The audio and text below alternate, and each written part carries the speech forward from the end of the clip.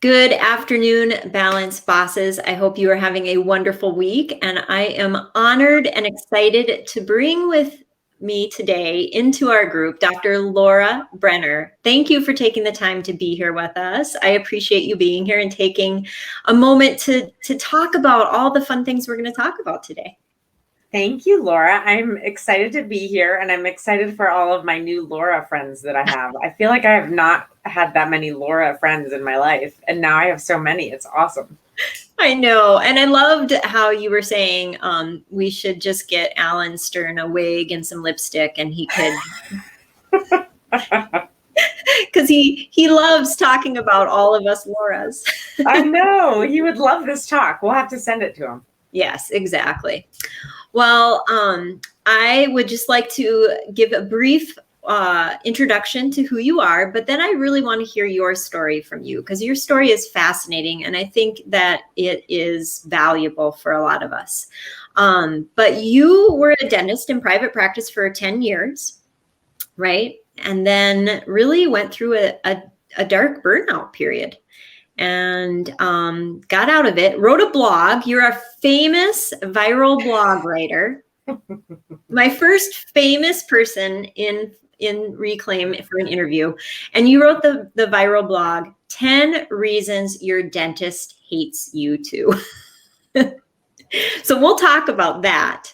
But so you're an avid blog writer, and you're also a certified life coach, and you help other dentists with career transitions, exploring different career side gigs, all of that. So welcome. This is going to be a fascinating conversation, but start in the beginning. You were a dentist, and tell us about that journey.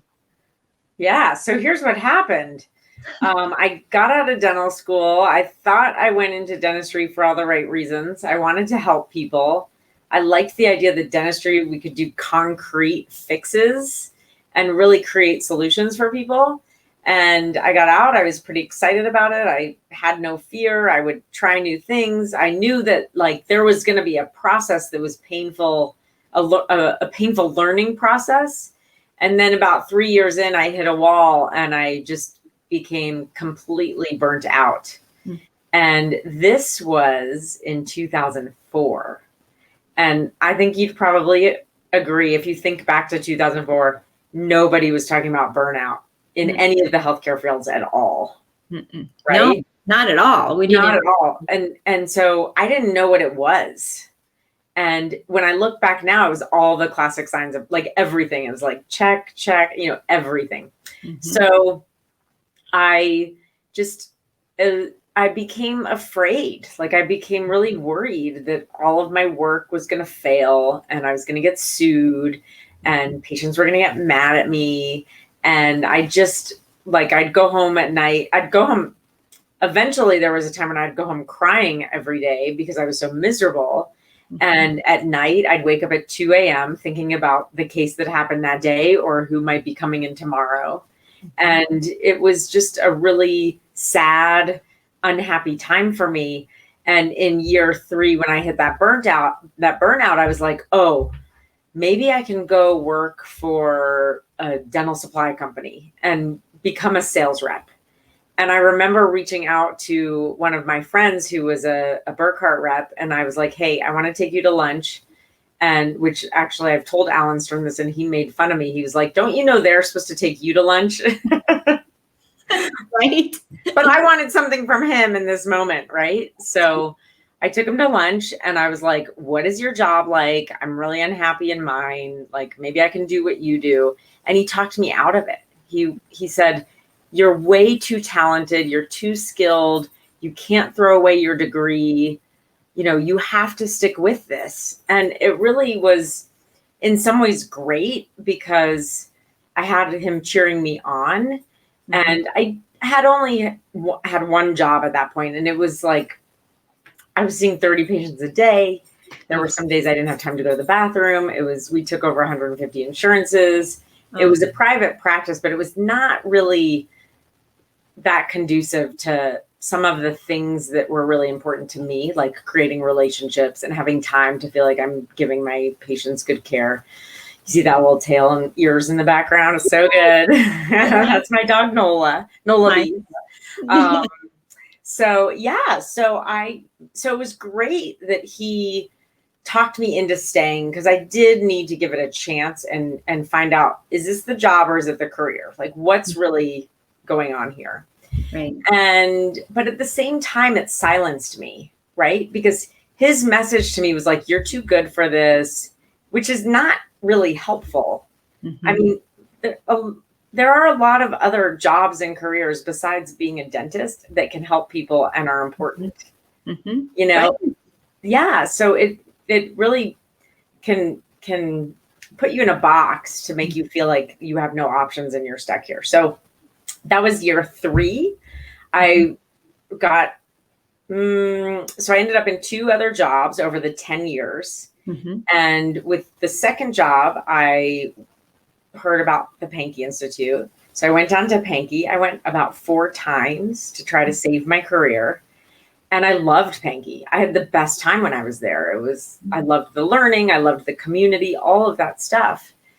But when I'd get back to the office, I didn't know how to use it. I wasn't confident or comfortable enough to use it. And over time, I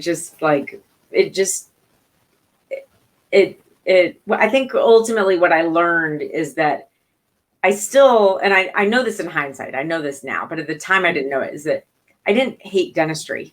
I love dentistry. Mm-hmm. It's practicing clinical dentistry that tore me apart. And that was the wrong role for me. And I see that now. But, and I point that out just because it's very telling to notice what are the things you like. And I liked the community and I liked the learning. Mm-hmm. So I ended up finding another job, finally my 3rd job, and year 7 again, I hit another slump and I was like, I can't do this. And what happens is it's like you have really rough days, mm-hmm. and then it gets a little bit better for a couple of days. And then you might have really rough weeks, and then you have a couple of good weeks, and you're constantly justifying and riding that roller coaster and just feeling like you're strapped into that roller coaster and it's not stopping. Right. And well, what's that? And sort of like what he said too, you can't throw away this degree, there's that piece of it too that is always in the back of your head. Like, I worked hard for this. I did a lot to get here, right? Absolutely. I mean, we invest our identity, our money, our time. I mean, think about it. So many of us want to be dentists when we're kids. Right. I mean, if you plan this from the time you were a kid, you're totally identified with it, and you can't imagine, like, who would you be if you weren't doing this? Mm-hmm. So I had to go through all that stuff, and I worked with a career coach. This was about year 7. I started this process. Mm-hmm. Worked with a career coach who was not a dentist, and didn't really understand a lot of the dynamics that you and I understand. And I got therapy and a lot of personal development, and eventually, by year 10, something else came along, which I don't know if you know this, Laura, but I became a weight loss coach. Did I tell you that? No, I did not know that. That was what I call that my bridge career, because It was like the bridge from being really not happy in my career to whatever was coming next. And it was just a way out because I needed that. And I went and became a weight loss coach. And that's what got me out of dentistry at around 10 years. Mm-hmm. Wow. And how long mentally do you think that process, even after you decided to make that leap out, how long has that, that mentally, how long did that healing process take? Oh my gosh. You know what? That is such a cool question. And I don't think anybody else has ever asked me that. And it's such an important one, because I think we always think that, like, I'm going to make the move, I'm going to make the shift and change, and then everything's going to be fine. And I still had years of coming to terms with what was going on. So well, you mentioned the blog. part of me getting out of dentistry was starting this blog. And what happened with that was it helped me tap into my creativity. Being connected with our creativity is so important as human beings. And so it's easy to lose touch with that when you're in dentistry because you become so identified. You don't really do anything else. It's like you're working and then you want to be on vacation when you're not working, right? Yep. Yep. So I started this blog, and what happened was I just started becoming more aware. So the creative writing became a piece of it, but I was writing about travel and food and no one read my blog. But what was happening was doing that forced me to notice what was going on around me. So I just became more aware. And I really went from believing that I had no other skills, because dental school is so specific, right? And then you spend years just doing dentistry. We truly, most of us believe we have no other skills, which is not true. And you know that, especially now, you know now, that. hindsight, right? Hindsight. Yeah, exactly. But you probably felt the same way for a long time, right? I did. Yep. Yeah. And so writing my blog allowed me to shift from feeling like I had no skills and no options into seeing just increasing my awareness and looking at the world and seeing what else was out there. And then realizing that there are opportunities and we do have skills and I can explore and I can do it safely. And so that was a really very much an eye-opening process for me. Now I can tell you that it was still challenging. Like it wasn't like I was like, oh, I'm leaving dentistry and I'm so happy. It's a very painful time. It's like a divorce. You don't ever expect you're going to do this with dentistry. And so when you're going through that, it's definitely a huge grieving process. So I left. So I'm coming back to your question. So I left in 2011 and I was terrified and insecure and ashamed and embarrassed, and still no one was talking about burnout and no one was talking about quitting dentistry. And I thought I was the only one. And then I saw this blog titled 10. Okay. So I know if you were going to ask me about that, I'm bringing it up now. Yeah. But it's definitely part of the story. Yep. It was titled 10 Reasons I Hate the Dentist. And I was like, ugh, you suck. You're so obnoxious. That's so rude. It was very tongue-in-cheek, but I was like, all right, fine. Well, here's 10 reasons your dentist probably hates you too.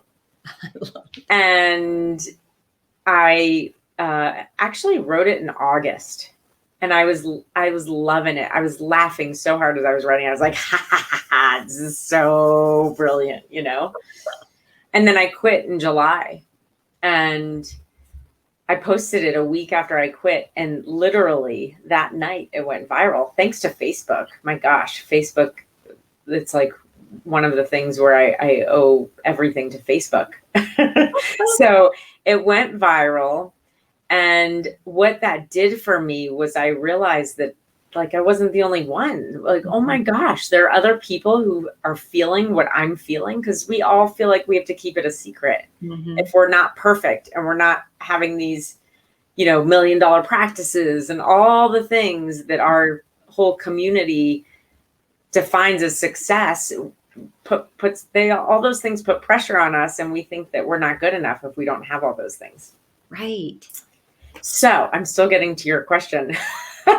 No, that's okay. This is awesome. Okay, good. It's a process, you can't just answer the question with one sentence. True. Yeah, it is a process. It was a process and it is a process, And so what happened was this blog went viral, and I had all these emails from people asking me, like cheering me on. I suddenly had all these cheerleaders. And so for me, I believe that having all these cheerleaders around the world saying to me, like, I want to do this too. I'm so jealous. You're so lucky. This is so great. I'm so proud of you. Thank you for writing what you wrote. Like this, like we just needed to speak up about how I think a lot of dentists feel abused by our patients. Oddly enough, I think we do. Yep. And Not by all of them. We always have No. to make that disclaimer. Right. But I think having that cheering section gave me a lot of confidence that I wouldn't have had as quickly without that. So it still took me, gosh, like probably 4 or 5, maybe even 6 years to feel proud of what I did. And up until then, I was still trying to redefine what success meant for me and figure out my path. And it took me 6 years to figure out what I wanted to really do. I was doing other things. I was dabbling, but I never felt successful. I felt like a failure. I still felt embarrassed. So it still sits with you sometimes afterwards. And I think if I didn't have anyone around me telling me, cheering me on, it would have taken longer, possibly. So what a blessing that blog was. Number one, for you and your healing process and journey through that, but for everybody else that read it and felt heard for the first time. Yeah. So what did happen there is I started getting all these emails, like I mentioned, and people were asking me questions. I was like, you know what? I'm going to start blogging about my journey into and out of dentistry. And so I started from the beginning. And like you just said, it was so cathartic for me. And I would get emails from people saying, thank you so much. Like, I feel like you're in my head when I'm reading your story. And so it was like, oh, cool. I'm helping all these people. But what no one realized was it was more helpful to me than anything else. Like, it helped me so much to be connecting with other people. So it was a complete win-win, as you mentioned. Yep. And so is that how you segued into wanting to help dentists in career transitions, career options, being a life coach? Is that kind of how you, like, it awoke that desire in you to help in this way? Yeah, so that's funny too. When I worked with my career coach, I loved that work that we did together. And then I think a lot of people experience this if they end up leaving dentistry or changing careers in some ways. We want to help others do the same thing. And that is natural. That's part of our healing process. So I think that naturally came. So I really enjoyed working with her. And then when I went through it myself, became really like, the reason we want to do it is because we feel passionate about helping other people not feel the pain that we felt for so long. Right. And so it's genuine, and it's like, oh, finally, I get to do this thing that helps people in a way that I'm passionate about. Now, a lot of people are passionate about dentistry, and it's easy to be passionate about dentistry. We're really helping a lot of people. But there's a lot of dynamics that we sacrifice ourselves at the same time with that. But with this, it was like, all right, someday I know I'm going to help other dentists do that. And now here's what was holding me back. It was that whole imposter phenomenon, right? I thought, oh, well, I'm good at quitting, but I've not really done anything that's been successful since then, you know? And my weight loss business was good enough. It was fine. I actually still do it. Only a few hours a week, just because it's housed inside my husband's business.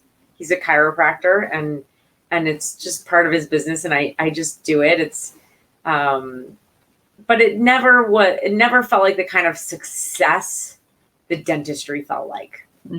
So I always felt like, all right, how can I help other people go and create these amazing lives when all I've been good at is quitting? That's so, I resonate with that. I resonate with that so much. 100%. Yeah. But you also, I hope, resonate with that's not true. Right. Yeah. And I'll be honest about this. Honestly,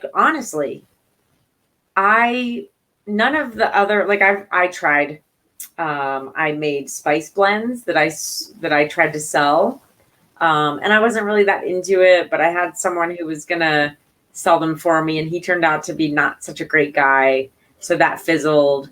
But, you know, and I did the weight loss coaching, which is like it's not like a massive success. It's not like my dream. But it was okay. I sold skincare. Like I did all these different things that failed, or that I thought failed. Let's put it that way. Right. Right. Right. I thought they failed because I was measuring them on this definition of success that was what I learned from society and everyone around me, and not what I believed for myself. And a lot of that was about the money. You know, it was like, can I do this and make as much money as in dentistry? And I look back now and I feel really grateful for all those things fizzling out, because that forced me to keep going. And eventually, like 6 years in, after I was like, okay, I've tried all these things. You know what? I'm successful enough. I can become a career coach and help other dentists do this. And guess what? This business has been more successful than any other business, even being a dentist, because, well, I consider it more successful because I love doing it. And so it just kind of goes to show that, like, I didn't need to be successful in all those other things I was trying out, because those weren't the things I was meant to be doing. Those weren't you. Those weren't your authentic self. They weren't. Exactly. And so that was all just not true.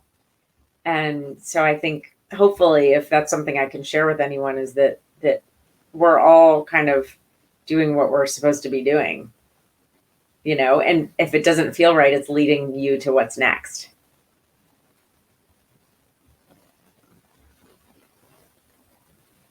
I think you froze, or I froze.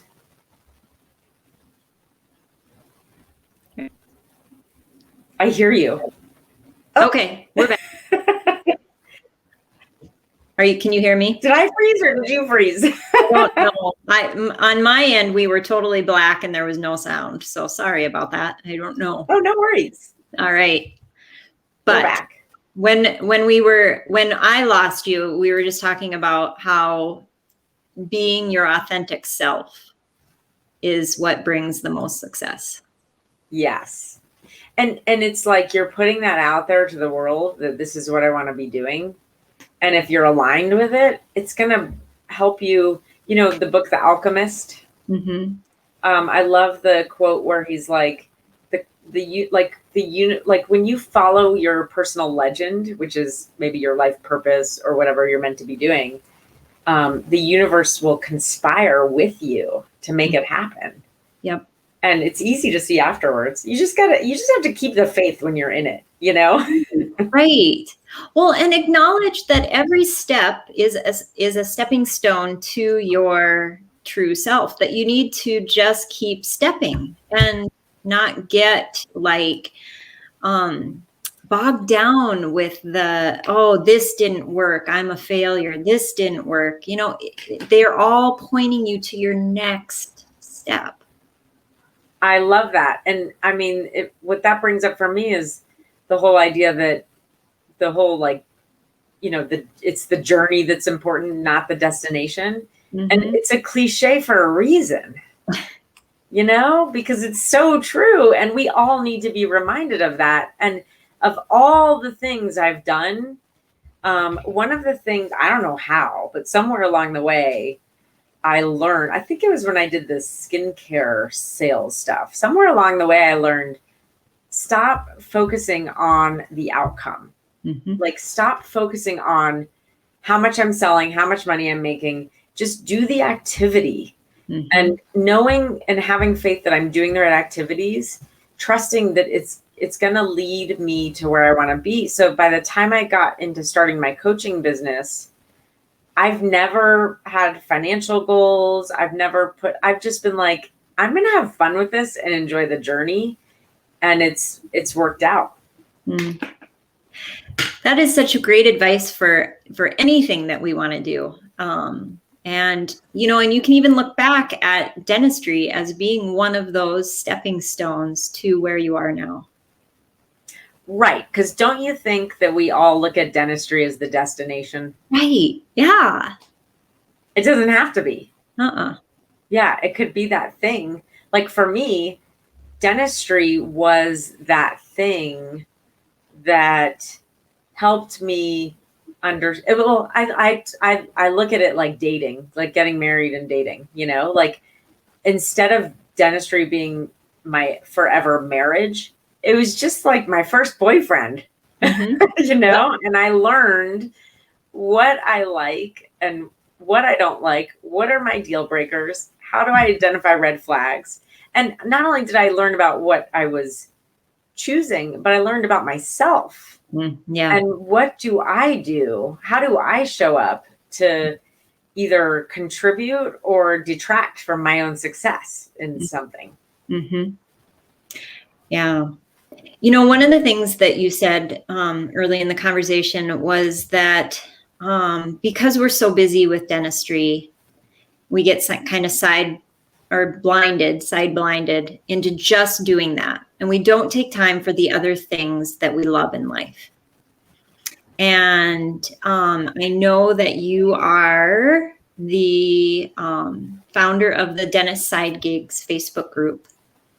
And so I'm curious what your thoughts are on dentists exploring side gigs, exploring other interests, even if they love dentistry. Give us a little bit of background on the reason you started that Facebook group and your thoughts on that. Absolutely. And I love that you added in, even if you love dentistry, start a side gig, because you never know when that day is going to come where you're going to get burnt out, or like COVID happened and you're locked down and you have nothing to do. And I mean, we just don't know. So yeah, there's a lot I could say about this. I just think that my favorite approach to treating burnout is to start a side gig, basically. And there are a lot of great things. I mean, you could tell us all about all of the amazing things that we can do to help work through our burnout. And I always think about like the low-hanging fruit of taking care of yourself, and all the stuff you're always talking about is like healthy eating and exercise and all the stuff you do. You walk the talk, getting out and going on your camping and hiking trips, which I always love seeing your photos. Oh, thanks. But it's like, what do you do when that's not enough? Because that does happen to a lot of us. We get to a point where that becomes not enough. It works initially, and then we have to start looking at how are we showing up in our dental office. So the reason I love the approach to starting a side gig is because it really helps us break free from this identity that I am just a dentist, or even hygienist. Like, I am just a hygienist. Like, we are so much more than that. And when we really align to that too much, it's great when work's going well. You're really proud. You feel great to be a dentist. You're making money. You're helping people. People respect you. Like, everything's perfect. But when things start to go wrong, and maybe there's a lawsuit, or maybe there's a board complaint, or maybe you're just kicking yourself because you accidentally like took off too much occlusally on that crown prep. Something that is no one's ever going to find out about, but you're kicking yourself for it. You identify your entire identity with these failures. Yeah. And so I think if we can get creative, if we can start a side gig, then we can diversify ourselves and not be so tied. It's like when you're in practice, you're in the office, that's when you should be focused on dentistry. But when you leave and you're seeing your whole life through the lens of being a dentist, how good is that for you? And I think that contributes to burnout. So it helps people have hope. It helps them see that they have other skills, side interests, whether they turn it into something else or not. That's another thing. But it's really a fine line. But like, what's the fine line? This is a blog post I'm just toying with in my head. Hopefully it'll come out with soon. That is the title. There's a fine line to being burnt out and hating your career. Mm-hmm. Yeah. You know, so if we do that with these side gigs, are we frozen? No, okay, you're moving. If we do that with these with these side gigs, then we just sort of can create that diversity and that hope and opportunity. So we decrease the likelihood of getting stuck. Mm-hmm. That's why I like it so much. Yeah. Well, and it causes us to explore these other facets of ourselves that we have interest in, which I think makes us more well-rounded. It's good for our brains to develop new skills, new knowledge. It's probably any side gig is going to come with some self-development hurdles, right? That we're going to need to jump across. So there's a lot of really good reasons to look into them. Yeah. And can I add one to your list? Yeah. This idea of, so I was on a Clubhouse talk with a bunch of dentists, and they asked the question, there were 3 of us who had transitioned out, and they asked a question, like, what is one tip that you would give other dentists if they're looking to transition out? And I'd say, get creative, tap into your creativity. And this woman had a really great response to that. She was like, actually, what I do, she does real estate. She's like, it's not creative at all. It's just finding formulas. But I'm so glad she said that, because it helped me learn that what I also mean is creative thinking. Mm-hmm. Get into creative thinking. How can you see the world differently? And by starting a side gig, that's going to help you do that. Mm-hmm. I love that. That's awesome. So that brings me to my next question, which is resilience and gratitude. You are big with resilience and gratitude. And I think that in order to traverse the path that you have, both of those things were extremely necessary.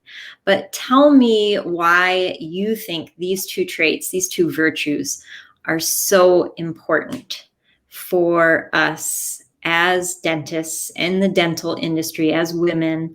Why are these 2 traits so valuable to you? By the way, I want to say you do your research, girl. You are so good. Like, you pay attention.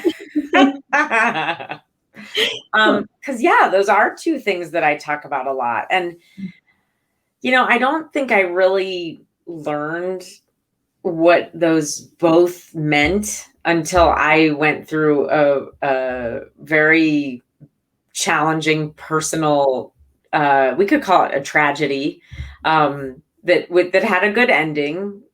But in, almost 3 years ago, in August of 2018, I was diagnosed with stage 3 breast cancer.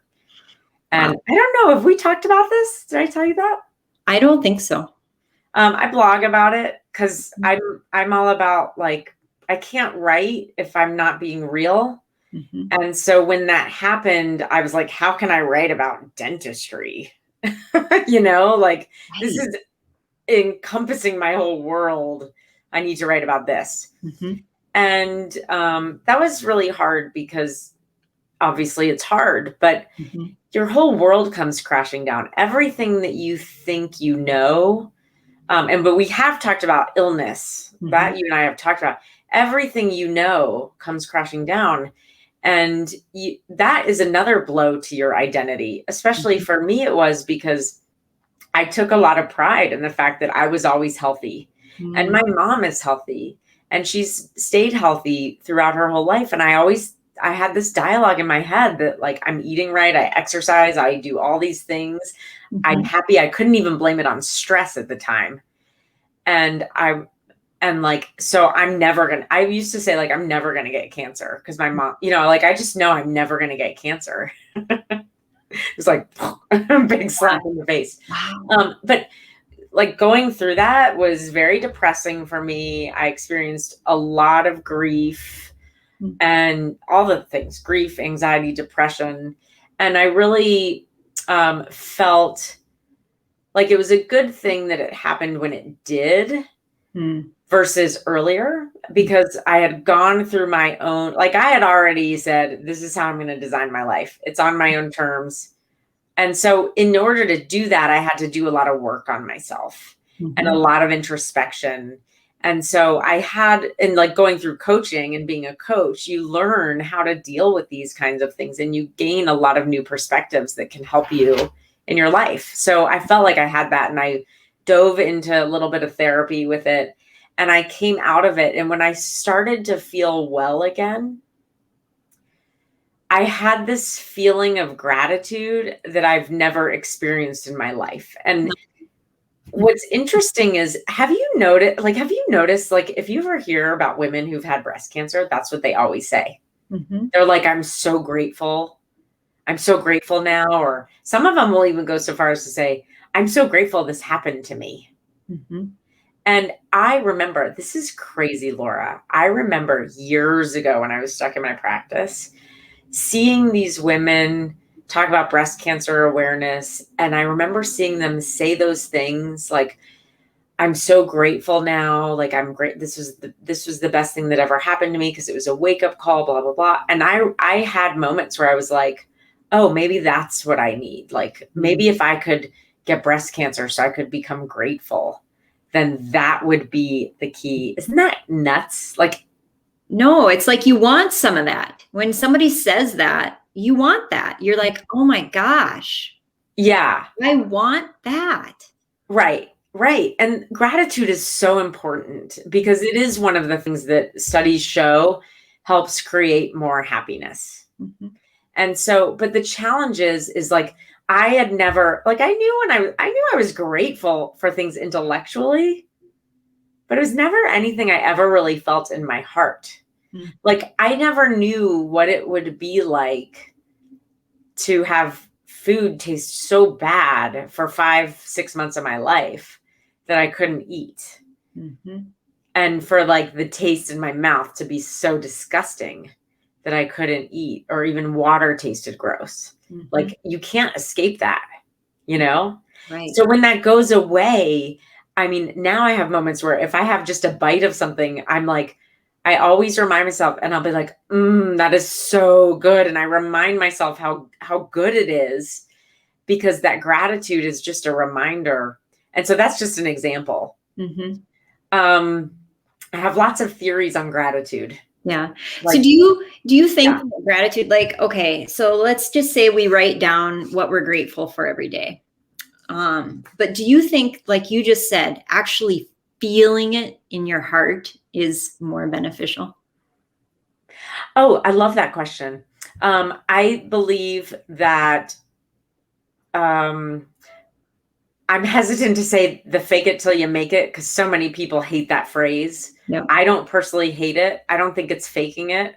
But if you don't feel it, then practice it. It'll grow. Try it. Right? What do you think about that?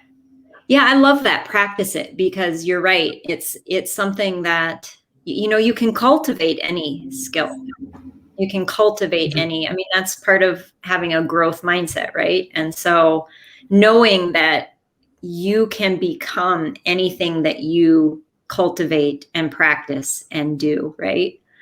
So if you're not necessarily feeling it, if you keep doing it, you probably will. Right.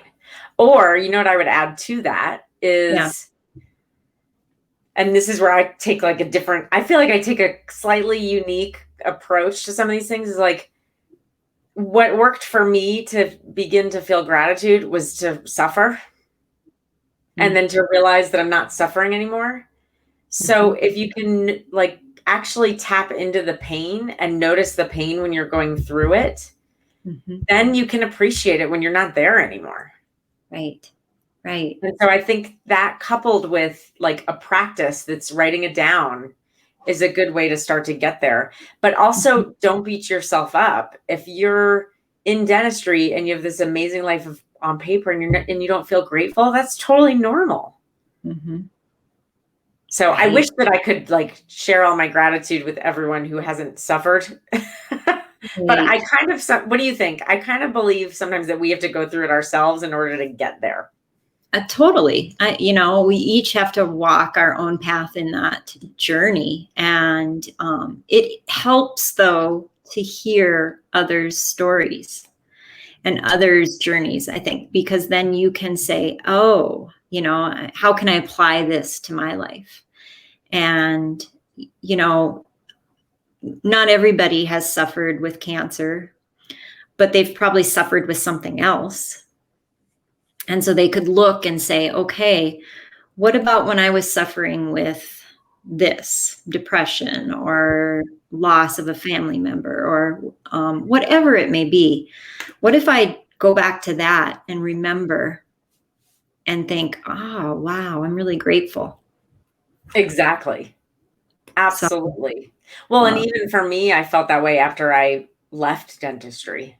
Mm-hmm. I felt like a weight was lifted off of my shoulders. And for a long time, I felt grateful for that. But that was a little different because I was different. Mm-hmm. And I was still guilty and felt like a failure. And so the gratitude was different. Mm-hmm. Yep. Yeah. Well, we evolve in it, I think, too. But I think the key is, like you say, practice it, keep doing it, keep practicing it. Yeah.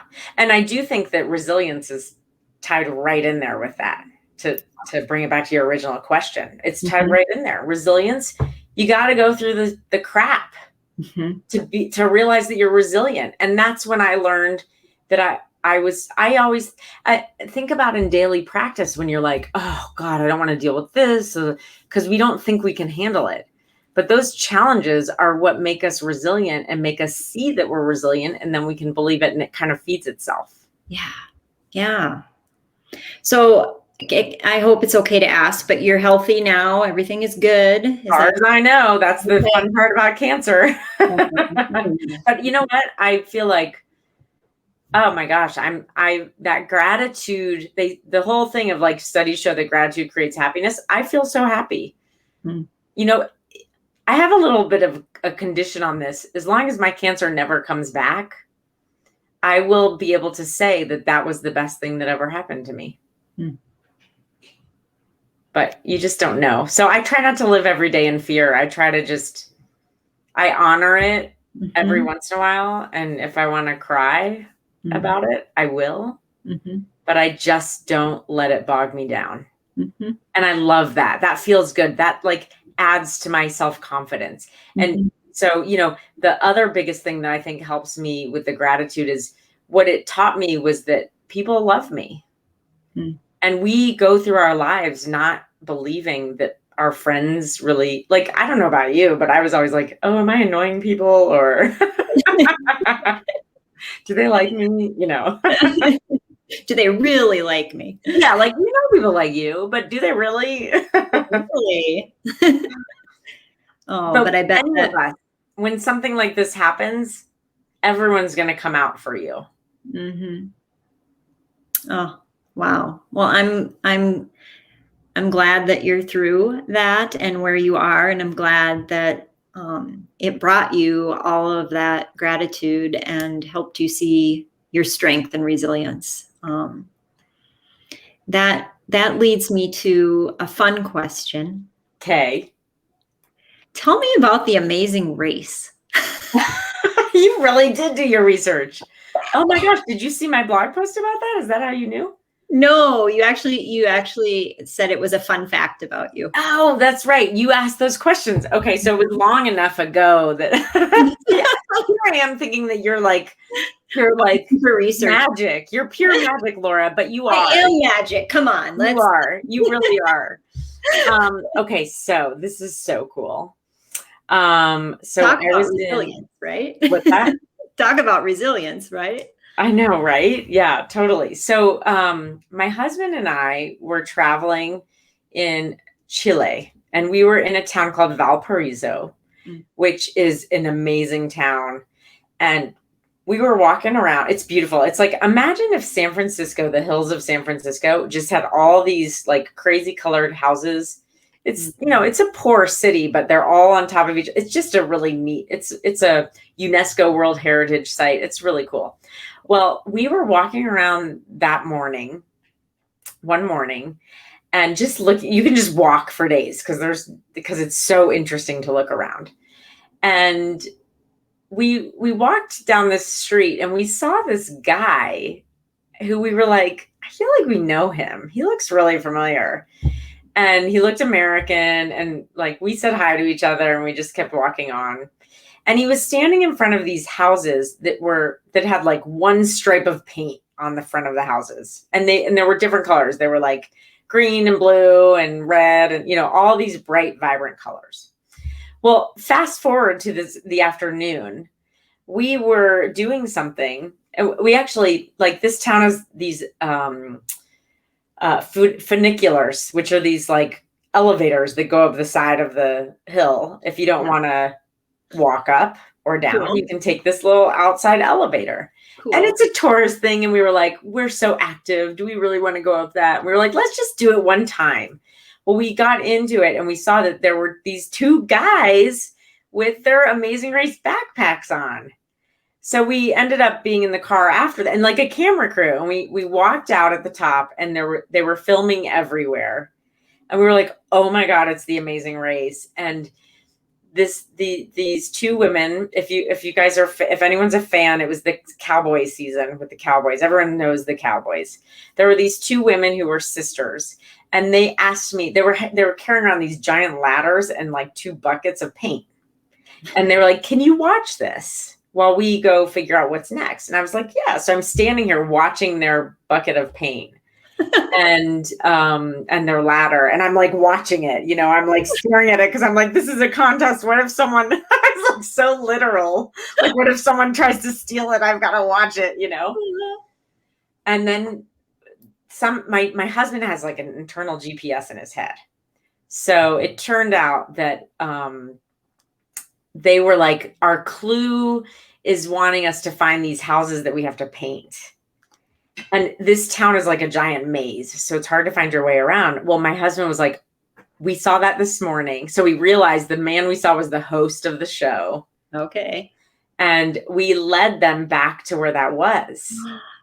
So we ran around with this team for like 45 minutes, helping them through, like, find their way around town, because my husband knows, he's got like a map in his head, and we helped them come into second place. Oh my gosh. Second or third or something. Oh. And we just had the best time, and we had the greatest day. And we were like, you know what? We just got to hang out on the Amazing Race without fighting with each other and without all the stress. And so it was just so much fun. And when you see it, we're on it. There's like one spot where we're on it, but don't blink because you'll miss it. Okay. That's so fun. So much fun. And that's the thing, right? It's just all an adventure. Yeah. How cool that we made something out of that. You couldn't have planned that. There's no way you could have planned that. And that's almost just like you say, just being in the moment and living true to yourself by just, you know, being there, and you experience something so cool. And I think that in our type A planning minds, that we want to plan out every step of our lives, just like we plan out a treatment plan, just like we plan out our careers, that sometimes it's good to just sit back and just see what comes. Yes. And be open to seeing. Yeah. Right? You know what else happened on that trip that was so cool? I ran into my friend Amy Copeland and her husband Heath, who are dentists. Okay. And she was the dispensary girl at my dental school. And we were just walking down the street, and she was like, hey, Laura? And I was like, I forgot her name even, because it had been so many years. But another cool thing, just notice these things that happen for us. Mm-hmm. They're trying to give us signals sometimes. Yes. We just have to be open to them. Yeah. Oh, what a fun story. Thank you for sharing that. Yeah, thanks for asking. Oh gosh. So you're dually famous. You've been on the Amazing Race, yes, and you've had a viral blog, and wow. Yes. That's awesome. Well, I know that we have your website going on the ticker down here, but I will definitely put that in the comments in the show notes. That's how people can find you. But you also offer a complimentary call. So tell us a little bit about what someone can expect, and maybe highlight a little bit of the difference between a coach and a consultant. Because in the dental industry, there's a lot of consultants that help you with your practices. And being a coach is completely different. So maybe highlight what that is and what someone can expect if they wanted to schedule a complimentary call with you, if they're curious about what you do. Yeah, so I do offer a 45-minute complimentary call because a lot of people don't know what coaches do. And the difference between a coach and a consultant is a consultant is going to tell you, based on what you want, they'll tell you what to do, whereas a coach is going to help guide you. The way I describe it is I help reflect back on other dentists what they're experiencing, because when you're in it, it's so unclear, but they get to make the decisions, they get to make the agenda, and it's really honoring what they know, not me telling you what to do. So that's what I would say. Do you have a different, because you're a coach too, do you have anything that you would add to that, Laura? Yeah, what I love is that we all have all the answers inside of us. And I think a coach helps us see those. Exactly. Yeah. And when I talk about these complimentary calls, it's just a conversation. That's what I love about it. It's just a conversation. It's just two dentists connecting.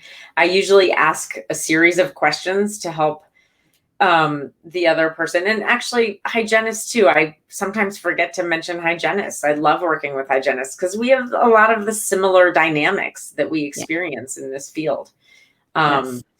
So yeah, it's just, I ask a series of questions to help you understand where you are in your career and what you want. And I never go into these feeling like I need to have an expected outcome. Like I said, remember I said earlier, like the way I've done this business is I just do it, and whatever is supposed to happen happens. And it's so much more fun that way. Same thing with these calls. Like if someone just wants to chat, then they can set it up. And, but the point is to help you get clarity on what is going on with your career, and help you make a decision to either, move forward or not, like change something or don't. And even if you don't want to change something, that's great too, but helping you get that clarity.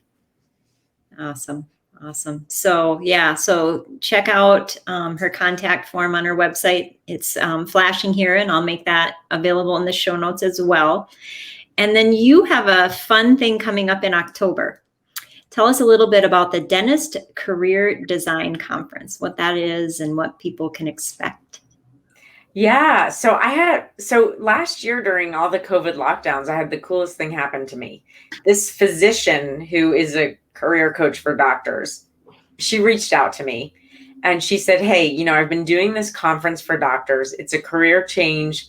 It's really like, I call it a career design conference because it is a one-day conference. It's not going to give us like massive career change. It's just a great way to explore when you're not sure and get options and see what else is out there and set the ball in motion, basically. Mm-hmm. And it's helping people see that there are non-traditional and non-clinical jobs out there, whether you want to be an entrepreneur and start your own thing, or you want to get a job and work in a company that it's going to help you utilize your education and your background, or not going to help you, something that's going to help you utilize the skills that you have that you didn't realize you had.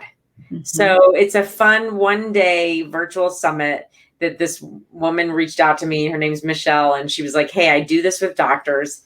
I think it'd be cool to do with dentists. And, do you want to do this with me? And so we started, we've become great friends. We've done it twice in the past. We're doing it again in October, as you know, and we're going to talk about different options that people can do and a lot of the dynamics that keep us stuck, and really talk about how to get people into action and make the decisions and get moving. Mm-hmm. It's really fun.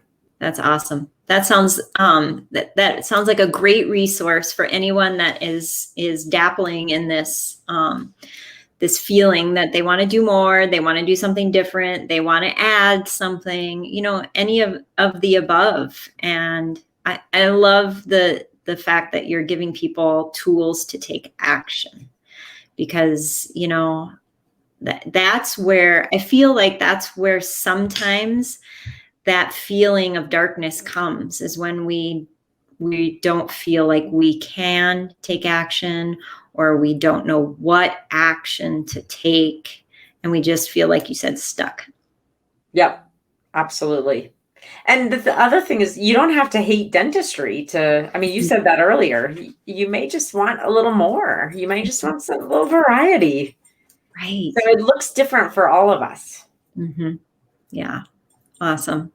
Well, I'd love to just thank you for all that you do in the dental world. You are just a bright light, a warm person to visit with. You have a wealth of knowledge, and your blog I love how you've used it not only for your own kind of journey, but it's helped other people recognize things in themselves as well. And so your creativity, the fact that you're tapping into that is just such a beautiful thing. So thank you for all you do, and make sure and reach out to Laura on her website. I will put it back up here.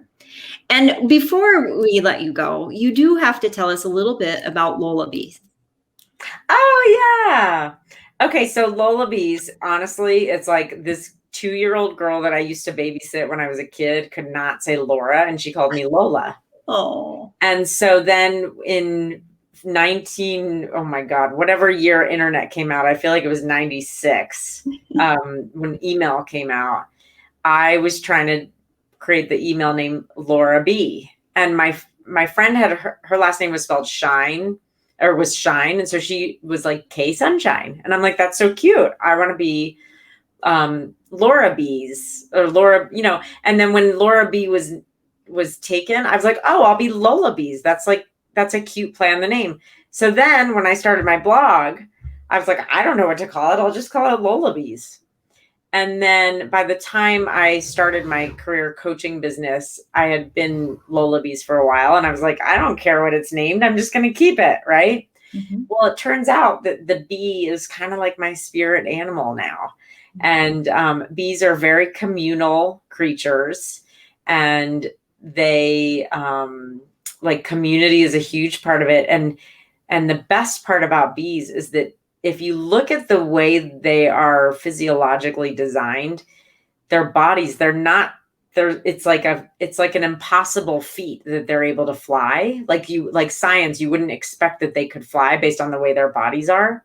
And so I love this idea that it's like us as dentists. We may not feel like we can fly, or we may not be designed to fly, but we can fly. And it's with community and collaboration that we can do that. So it kind of worked out. It works out beautifully. Yeah.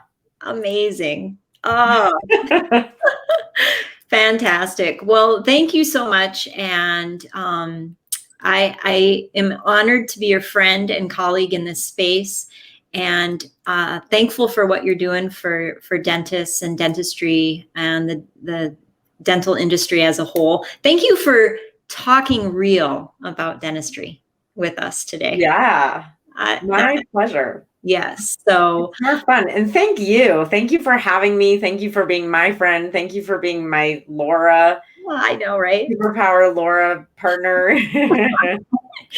Yes. Awesome. All right. Well, I will make sure and put all your contact information in the show notes and in the comments below. Is there anything else that we did not cover, or that you want to make sure that the balance bosses know? Any balance tip, anything at all that you want to end with today? Oh my gosh. Balance. No, I feel like everything we talked about is all about balance, right? And so surely there's something that we can glean from this conversation. Yes. Excellent. Awesome. Well, remember, you guys, you are the CEO of your life. Always be the boss of your balance. and find Dr. Laura Brenner on her website. Thank you so much, my dear. Mwah. Thanks, Laura. Mwah. Mwah.